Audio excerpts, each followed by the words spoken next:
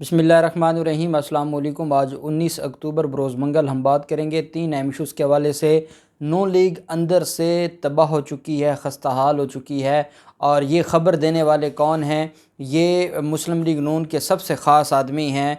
और मज़े की बात यह है कि उनका ये कहना है कि आप मरीम नवाज़ और शहबाज शरीफ की लड़ाई को देख रहे हैं, इनकी लड़ाई अंदर तक जा चुकी है और इनके कई रहनुमा हैं जो आपस में इस वक्त लड़ रहे हैं। और मैं कहूँगा कि घर के भेदी ने लंका ढा दी है। बड़ी अहम तफसीलात हैं जो मैं आपके साथ शेयर करने जा रहा हूँ। साथ हम बात करेंगे जो मामला है चीनी फ़रोशों का, और चीनी की जो मसनूई किल्लत करने वाले और सरकारी चीनी को स्टॉक करके उसको बेचने वाले बड़ा गिरोह आज गिरफ़्तार हुआ है रावलपिंडी से, वो भी मैं आपके साथ शेयर करूँगा। साथ हम बात करेंगे मंशियात फ़रोशों के ख़िलाफ़ बड़ी कार्रवाई की गई है लाहौर में, और जो तर्जमान है वज़ीर आला पंजाब के, उन्होंने रिपोर्ट जारी की है, उसके ऊपर भी मैं आपके साथ वो भी शेयर करूँगा। पहले मैं आपको बताता चलूँ कि कल लाहौर में जो वाक़या पेश आया था, ये लाहौर का शादरा का इलाका है, और वहाँ पर 3 सगे भाइयों को कत्ल कर दिया था। और उनका गुनाह ये था कि एक लड़का था, वो गाड़ी पर बैठा था, घर के बाहर गाड़ी खड़ी थी, लड़का उसके ऊपर बैठा था, उसको मना किया गया कि आप गाड़ी से उतर जाएं, और उसने जाके अपनी माँ को बताया। माँ ने अपने बाकी रिश्तेदारों को बुला लिया, शरकपुर से अपने बाकी भाइयों को बुला लिया, और इस तरह करते करते मामला वहाँ पे उन्होंने हंगामा रचाया। ये तो मना करके घर आ गए, लेकिन क्या होता है कि वो अपने भाइयों को बुला लेती है खातून, और आकर बदतमीज़ी शुरू कर देते हैं। मामला लड़ाई तक चला जाता है, और इस हद तक लड़ाई पर वो चले जाते हैं कि हमारे बेटे को गाड़ी से उतरने से मना क्यों किया है।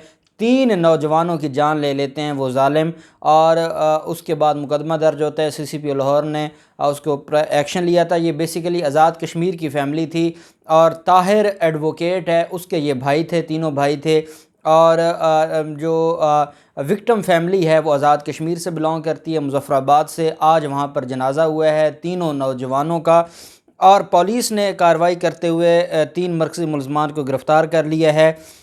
रशीदा बीबी है जिसने ये सारे का सारा ड्रामा रचाया, और अपने भाइयों को बुलाया, अपने खावंद और अपने बेटे को बुलाया, और ये कत्लेआम किया।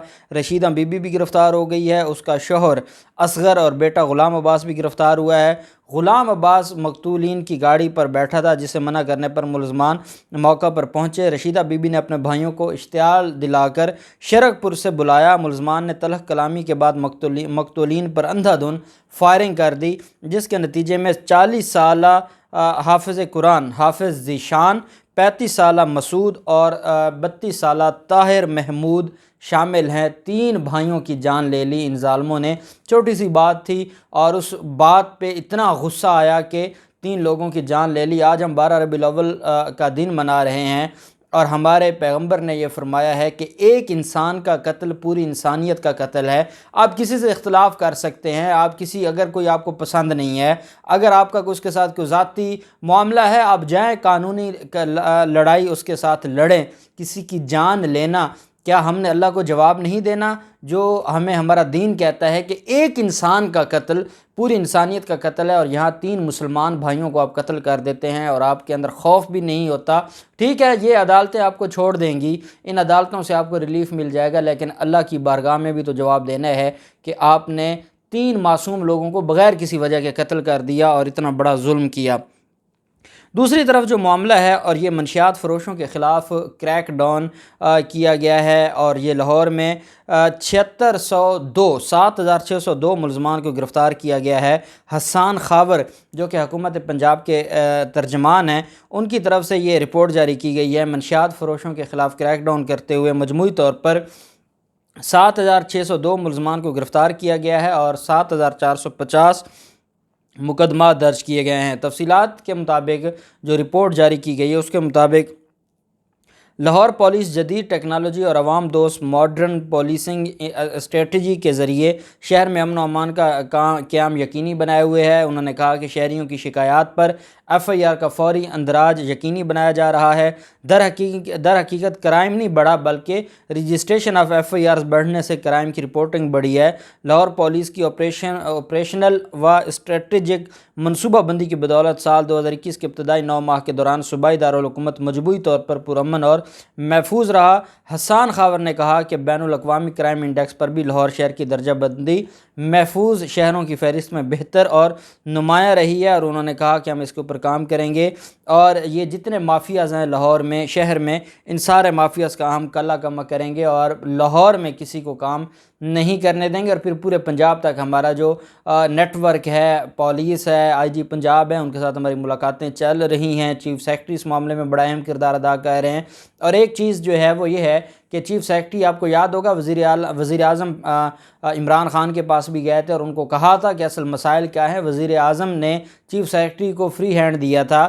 اب اگر تو چیف سیکرٹری کو کام کرنے دیا گیا، اور جو مافیا ہے، لیگی مافیا بھی آج بیوروکریسی میں آج تک موجود ہے، پھر عثمان بزدار ہے، اس کے اپنے مسائل ہیں، جیسے پہلے عمر شیخ جیسا بندہ ضائع کیا ہے جو سابق CCPO لاہور ہے، اس پر بھی وزیر اعظم عمران خان نے اعتماد کا تو کہا، لیکن جب لیگی مافیا کی گردن پکڑی تو اس کو جو ہے وہ چھوڑ دیا گیا، اور اس کا کوئی پرسان حال نہیں ہے، اور وہ اس وقت ایک طرح سے بے روزگار پھر رہا ہے۔ صرف اس کا قصور کیا تھا؟ لیگی مافیا کو ہاتھ ڈالا تھا۔ جب آپ کسی سے کام لینا چاہتے ہیں، پھر آپ کو بیک بھی کرنا ہوتا ہے، یہ نہیں ہوتا کہ آپ کام لیں اور اس کے بعد اس کو اس کے حال پر چھوڑ دیں۔ تو یہ بھی اگر آپ نے چیف سیکرٹری کے ساتھ بھی یہی کیا تو پھر کل کون کرے گا ان مافیاز کے خلاف کارروائیاں؟ کون ان مافیاز سے جنگ لڑے گا؟ کوئی نہیں لڑے گا، پھر ہر کوئی اپنی نوکریاں بچائے گا۔ دوسری طرف معاملہ ہے راولپنڈی میں بلیک میلنگ کرتے ہوئے اور بلیک میں فروخت کی جانے والی جو سرکاری چینی ہے وہ پکڑی گئی ہے۔ اسپیشل پرائس کنٹرول مجسٹریٹ، یہ وہ شخص ہے، اسپیشل پرائس کنٹرول مجسٹریٹ۔ اگر ہر تحصیل اور ہر شہر میں یہ ایک شخص ایکٹیو ہو جائے اور اپنی ذمہ داری نبھانا شروع کر دے تو ہر شہر سے مہنگائی بڑی اس میں جو پرسنٹیج ہے مہنگائی کی وہ کم ہو سکتی ہے، کیونکہ اگر کوئی چیز 2 روپے مہنگی ہوتی ہے تو مارکیٹ میں وہ 20 روپے مہنگی کر دیتے ہیں، کیونکہ چیک اینڈ بیلنس نہیں ہے۔ اور یہ ذمہ داری کس کی ہے؟ اسپیشل پرائس کنٹرول مجسٹریٹ کی ہے۔ لیکن بدقسمتی یہ ہے کہ ہمارے شہروں میں یہ آرام سے دفتروں میں بیٹھتے ہیں، بھتے لیتے ہیں، منتھلیاں لیتے ہیں اور یہ کام نہیں کرتے۔ اب راولپنڈی میں اس نے کام کیا ہے تو اس کا رزلٹ بھی نظر آیا ہے۔ اسپیشل پرائس کنٹرول مجسٹریٹ نے چھاپر مار کر فروخت کی گئی 30 میٹرک ٹن چینی برآمد کر لی ہے۔ اسپیشل پرائس کنٹرول مجسٹریٹ کی درخواست پر ملزمان کے خلاف مقدمہ درج کیا گیا ہے، جس میں طارق شہزاد اور طیب کو نامزد کیا گیا ہے۔ FIR کے مطابق ملزم طارق نے 90 روپے کلو کے حساب سے چینی ملزم طیب کو بیچی۔ ملزم نے فراہم کردہ چینی میں خرد برد کی اور ناجائز منافع کمایا۔ یہ سرکاری چینی تھی جو سستے داموں لے کر مہنگے داموں یہ فروخت کرنے میں ملوث تھے، جن کو گرفتار کیا گیا ہے، اور اگر ان کے خلاف اسی طرح کارروائیاں رہیں تو یہ معاملہ بہت آگے جائے گا اور مہنگائی بھی کافی حد تک کم ہوگی۔ ساتھ ہم بات کر لیتے ہیں مسلم لیگ نون کے حوالے سے۔ ہم جانتے ہیں مسلم لیگ نون میں 2 گروپ تو ساری دنیا جانتی ہے، اور اس میں ایک تیسرا گروپ بھی آج کل نظر آ رہا ہے، وہ شاہد خاقان عباسی کا گروپ ہے، اور اس کے ساتھ باقی لوگ ہیں۔ معاملہ کیا ہے؟ میم اور شین کے حوالے سے آج یہ کس نے دعویٰ کیا ہے؟ جمعیت علماء اسلام فیک کے مرکزی رہنما عبدالغفور حیدری نے، جو کہ رائٹ ہینڈ سمجھا جاتا ہے مولانا کا بھی اور نواز شریف کا بھی، اس نے آج اپنے دل کا جو دکھ ہے وہ بیان کیا ہے، اور یہ پوری قوم کو بتا دیا ہے کہ ہماری موومنٹ اس وجہ سے نہیں کامیاب ہوتی کہ ہمارے ساتھ جو بڑی پارٹی ہے وہ مسلم لیگ نون ہے، اور ان کی اپنی وہ تباہ ہو چکی ہے۔ الفاظ ہیں عبدالغفور حیدری کے، انہوں نے کہا نون لیگ اندر سے خستہ حال اور ٹوٹ چکی ہے، بس میڈیا کو دکھانے کے لیے اتفاق کا ڈھنڈورا پیٹا جا رہا ہے۔ حقیقت یہ ہے کہ اب ان کا یہ ایسی حقیقت ہے کہ اس کو جھٹلایا نہیں جا سکتا، اور ان کی لڑائی بہت آگے جا چکی ہے۔ نون لیگ کے اندر کس قدر انتشار، اختلاف اور گروہ بندی ہے، اس پر انہوں نے کہا کہ میں وثوق سے کہتا ہوں کہ نون لیگ پر بڑا زوال آیا ہوا ہے، اور نون لیگ میم اور شین گروپ سے آگے جا چکی ہے۔ انہوں نے کہا کہ صرف مریم نواز اور شین لیگ کے سربراہ شہباز شریف ہی نہیں، ان سمیت نون لیگ کے اندر اختلافات مزید لوگ بھی ہیں جو شدید اختلافات موجود ہیں۔